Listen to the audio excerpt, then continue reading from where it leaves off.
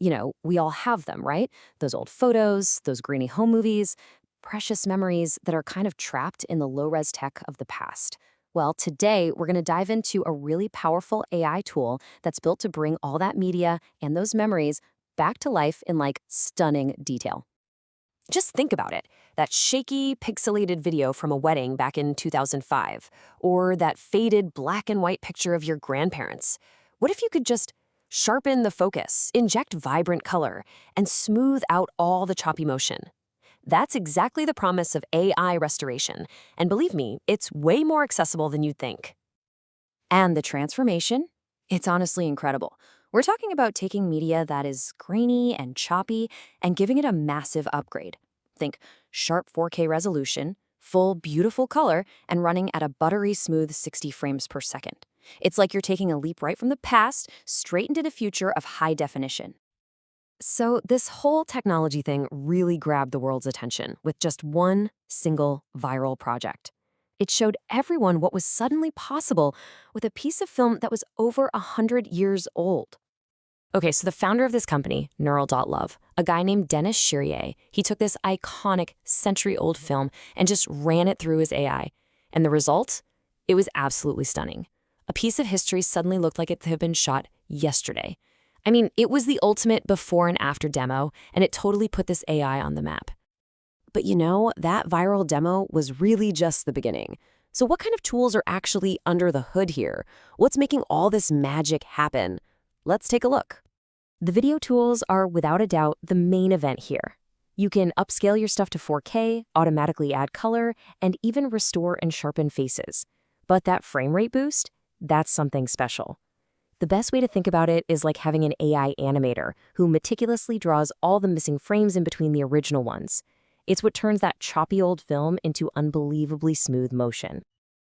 And this tech isn't just for video either. I mean, beyond the standard photo restoration, it's got this wild feature called uncrop. Imagine you have a vertical photo, but you really need it to be horizontal. Well, the AI can actually invent the rest of the scene. It expands the borders and just fills in the background. It's less like editing and more like, I don't know, creative reconstruction. It's pretty cool.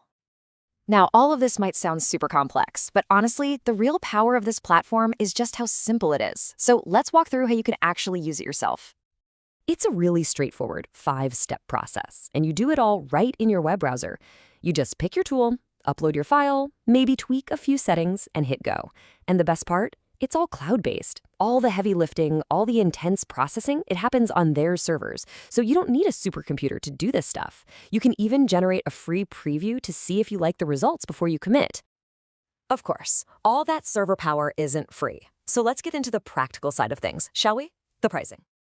Yeah, that's the big question, isn't it?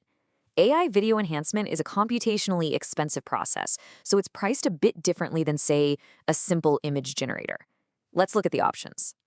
So the whole platform uses a credit system. You can actually start for free, which gives you unlimited basic AI art generation, which is pretty neat.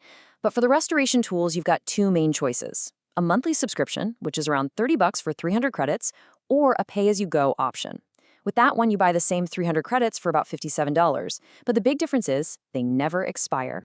So what does 300 credits actually get you? Well, to put it in perspective, that's enough juice to process about 10 minutes of video or enhance around 3,000 images. So it gives you a really good sense of the value, and it helps you figure out if a subscription or maybe a one-time pack makes more sense for whatever project you have in mind. Okay, so we've covered the what and the how much. But what about the should I? I mean, anytime you're uploading personal memories to an online service, security and privacy are like top of mind, right? This is actually a big point in its favor. Because Neural.Love is an Estonian company, it's legally part of the European Union. And that means it has to follow GDPR, which is one of the strictest data privacy laws in the entire world. It gives you a ton of rights over your data, including the right to have it completely wiped. Look, the key is just to be smart about what you upload. Is it safe for your old family photos and home movies? Absolutely. Is it the right place for confidential corporate files or maybe unreleased commercial films?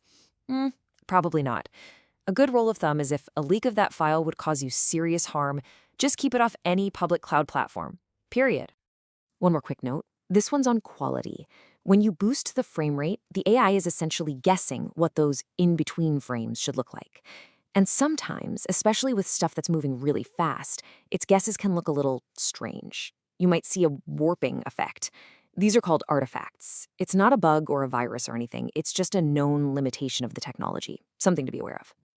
So, after looking at the features, the workflow, the cost, and the safety, what's the bottom line? Let's bring it all together.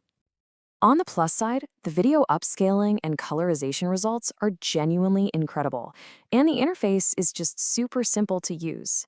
The main downsides? Well, video processing can get pricey, and it burns through those credits pretty quickly. Also, because it's browser-only, there's no offline app for when you don't have an internet connection. So ultimately, the final takeaway is this. Neural.Love is first and foremost a restoration tool. If you're a creative who's looking to generate AI art completely from scratch, yeah, there are other options out there.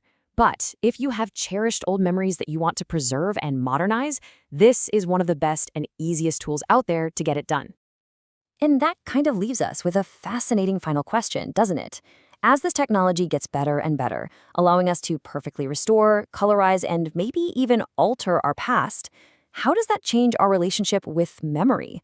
I mean, when a faded memory becomes a flawless 4K video, is it still the same memory? It's something to think about.